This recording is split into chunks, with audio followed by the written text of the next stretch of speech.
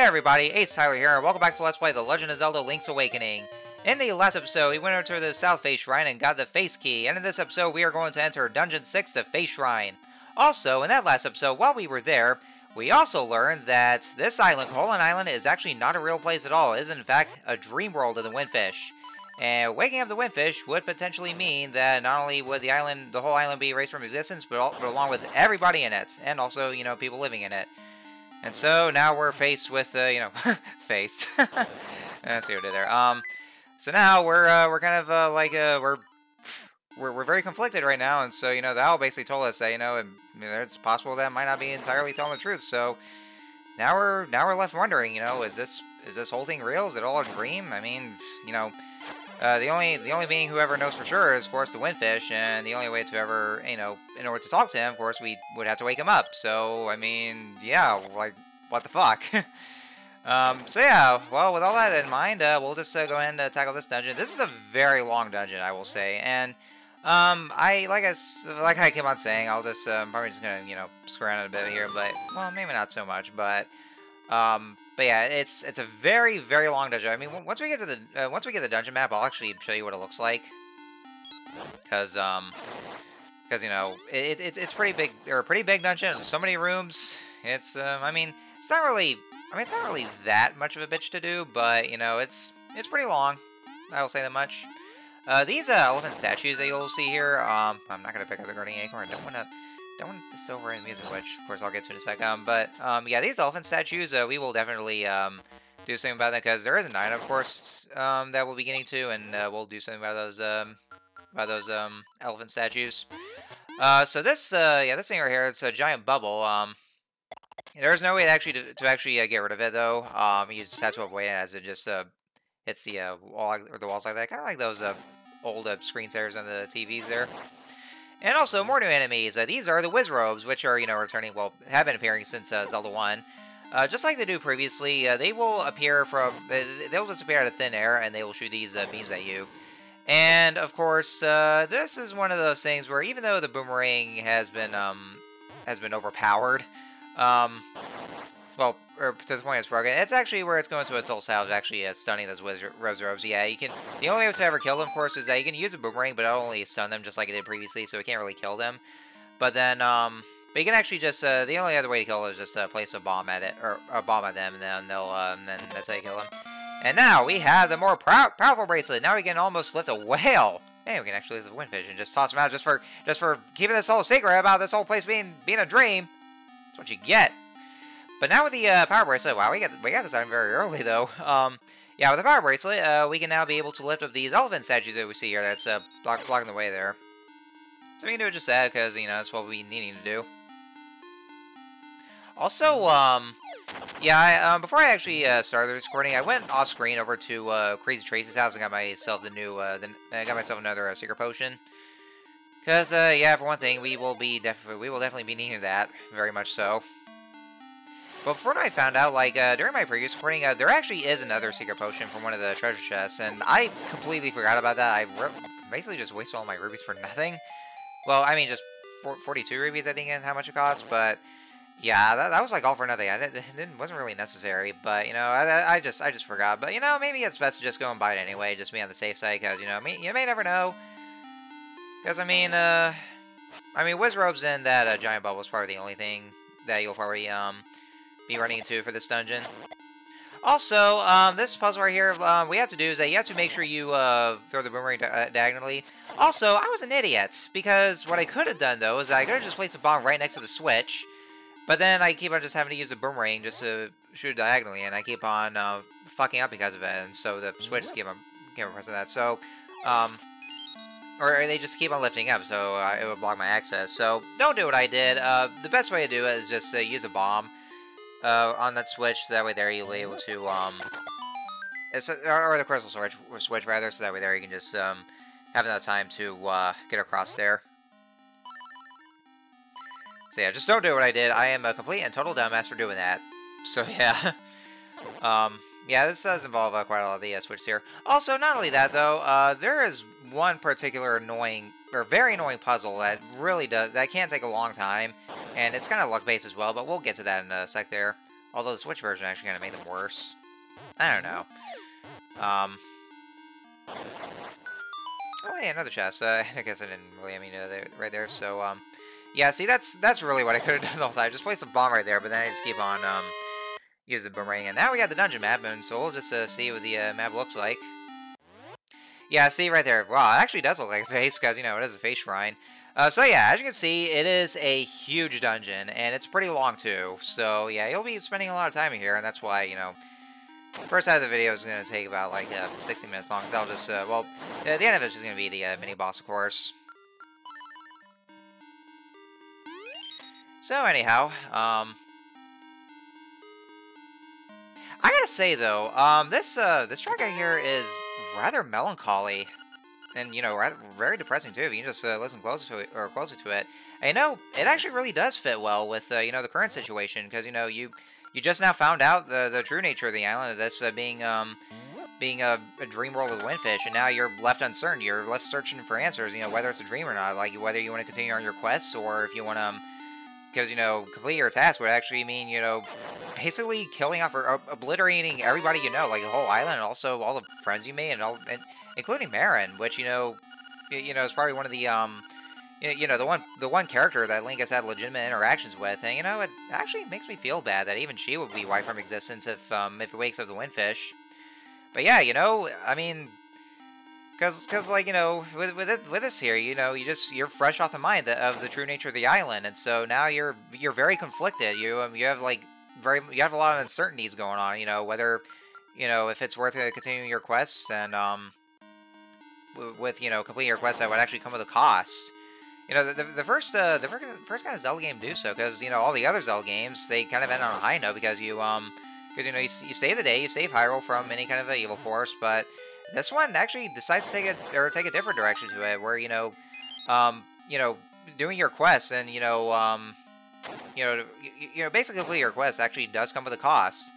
And so, yeah, after being fresh out of the mind with that, and you're just loving the uncertainty, and, you know, just you're just unsure, you don't know any answers, and this music right here really does fit well with that. It sounds so somber because of it. It's such a good track, though. You know, I really gotta hand it to Koji Kondo. He really does know good music there. And, you know, with this theme, this theme really does, it really does capture the current situation at hand, and it really does its job, though. I gotta say, the Switch version, holy fucking shit. The music that I got in the Switch version, or the remix, oh man, it's so fucking good. Oh man, it's without doubt my favorite kind of remix in the whole remake. Actually, let's just go outside here first, because yeah, you can actually exit the dungeon because there's a chest right there, which originally supposed to be secret seashells, but we got the final upgrade for the seashells, are the final item. So yeah, that's just gonna be rupee. So yeah, if you just go outside, it's back to the river rapids too. Let me stop myself right there. This puzzle, yeah, this puzzle is very annoying, I gotta say. What you gotta do is that you have to pick up these horse heads. Basically like those chest pieces. Well, actually, they're just horse heads. And with the power bracelet, you just have to lift them up and toss them around. You have to make sure that the horse heads are standing upright. Both of them are. And yeah, you can only do one and then the other. But of course, if it doesn't, then you have to keep on doing it until they actually do so. The Switch version actually changes it to where you have to position. They play it just like in chess, where you have to reposition the chess pieces, or the horse head chess pieces, up to where to its exact location, and on the Switch, or on the switches themselves on the floors. Which also really doesn't do much better. I got frustrated with it. It's also very annoying as well. So yeah, but anyway, back to what I was saying about the you know, the overhaul that the face shrine theme got in the Switch version. Oh yeah, I gotta say, it's, you know, playing the Switch version, it's become my absolute favorite, because, like, you know, basically what it is, like, it's actually an entirely, like, well, I mean, it still does keep the original 8-bit chiptune right there, that kind of layers it on top of the track, but, you know, but they actually added in these orchestral pieces, or the those violin strings, and oh man, the musical scores though, oh god, they made it so tragic sounding, so dark, and just like, and even more melancholy before. Like, they would just play it first, and then by the second loop, it just lays the original 8-bit theme on top of it. Man, it's so beautiful sounding. I mean, it's really it really does even fit even more. I mean, this track is already pretty somber to begin with, but the glow, the massive glow that the Switch version gave to it, like, I mean, I never thought I would see the day or even hear about, like, you know, as soon as I entered the dungeon, I just stopped there just to listen to that amazing musical piece and just like, I just just didn't want to leave the dungeon just to like just continue hearing the that theme there. It's so good. It really is. Like, you know, it actually became my absolute favorite track, and well, I would say probably in the Switch version itself, because of how good it was, or it's been. Enter the space where the eyes have walls. All right, that's good to know. But yeah, it's such a good track. In fact, you know, after playing through that dungeon, I actually went on YouTube and just listened to extended versions of the song, just like kept on listening to it, just because of how good it is, and it's like. Just one of the probably the absolute best kind of remix that the Face Shrine theme got. It's just so beautiful. You know what? Let me just say, you guys need to listen to it. I mean, even to those of you who have never haven't even played the Switch version, yeah, just want to know. I mean, what it sounds like. You know, if you gotta listen to it. In fact, I will go ahead and put a link in the description of the video from the Switch version, because you need to listen to it. In fact, I would just want to listen to it again if I wanted to. It's just, they really make the tragedy of the whole situation to a whole new level with the theme there. I have no words to say, but it was so overwhelming just having to listen to it. I have no words just to say how good it is. It's a great remix. I really love it. They really did wonders to this theme in the Switch version. But anyways, I've done so much gushing over the track that the Switch version got. Let's continue on with them. I'm sorry. I'm bragging about it a lot. I can't help it. When it comes to like real great music tracks, I just love to brag about it and just talk about it. Just brag about how good it is. So anyway, so now we're at the other half of the Face Shrine. We've already we're already done with the first half of the first half, and now we're just at the right half. So the next one, this room here, this is where we have these spinning floor tiles that will just spring to life, and then they will try to attack you. The best way to go about it is just use a shield, or yeah, just equip your shield and then just use it to deflect against them. Or you can use your sword if you want to, but I'd rather just use a shield because it's actually better that way. So anyways, let's see. I think the next thing I do, I think I just go either I go up the door or I just use one of the elephant statues. Actually, yeah, I use the elephant statues to progress further. So let's continue onwards. And yeah, keep in mind you'll be running into a lot of Wiz Robes up ahead. So yeah, there are a lot of them. So they actually can be pretty annoying, of course. I don't remember exactly how. Well, I mean, they came in variants in other Zelda games. Also, one thing I do want to mention, I've already passed 20 episodes of this LP, and somehow, like, even though this is despite being a Game Boy game and of course being a sequel to A Link to the Past, somehow this video actually took a little longer than A Link to the Past.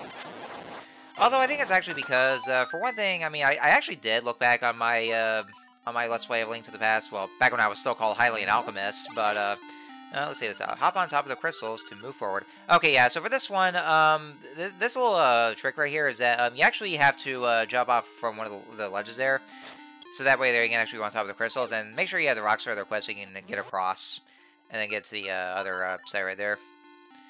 So we can do just that, and yeah, they just place that blade trap right there. I don't know. Well, you can actually just jump over it. Just be careful as you. Oh, there. Okay, there we go. I was just make sure I had to jump across there. And this chest here, and yes, this is actually where you get the secret medicine. So yeah, Crazy Trace is not the only place where you can get the secret potion. Yeah, I can actually. This is also where you can get that without having to spend rupees. But you know, I'd rather just spend rupees on that too, because you know you may never know. But yeah, I actually look back on my Let's Play of Link to the Past. That was only about 19 episodes, and I mean, I saw my well, at least when I was doing the Dark World dungeons, they only lasted for one video, and I mean, I guess it's because well, usually what I do for this Let's Play is that like I do the first half of the dungeon before I get to the mini boss, and then after the mini boss, then I would just you know, just end off the video there, and then I just do the rest of the dungeon in that secondary video. Because I actually didn't do that in A Link to the Past because, as far back as I can remember, I don't think A Link to the Past actually did have mini bosses. I mean, they probably had some enemies to fight, but not so much mini bosses. So that was actually the reason why all those videos, like, particularly in the Dark World dungeons, I actually, they only did it for one video. And that's actually because, like, well, it's probably because of the dungeons lengths, because seeing those Dark World dungeons, like, they can be either long or they can be short. You know, for the length. Because I did one video, like, in Thieves Town, which was about, like, 12 minutes long, and some of the other dungeons could be 30 minutes or 20 minutes long. But yeah, I think it's because of, you know, the dungeon's length for those Dark World dungeons. So I guess it depends on, the length in the dungeons.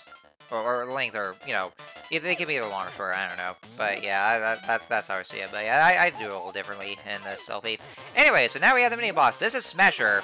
And, oh, look at him, just, he wants to play catch. Yeah, basically, he'll just, pick up this ball and he'll try to throw it at you. Which you can actually do, of course, you can do the same thing at him, too. So you just use that against him, but he just wants to play catch, though. So yeah, you want the ball? Oh, you want the ball? Oh, go get the ball. Oh, don't do that. Oh, yeah, you see the ball? You see the ball? See the ball? Go fetch! Oh, see, he's catching it. See, look at that. He just wants to have fun. And now he's dead, and I kind of feel bad for doing that. He just wants to play catch. Catch. Just see the ball.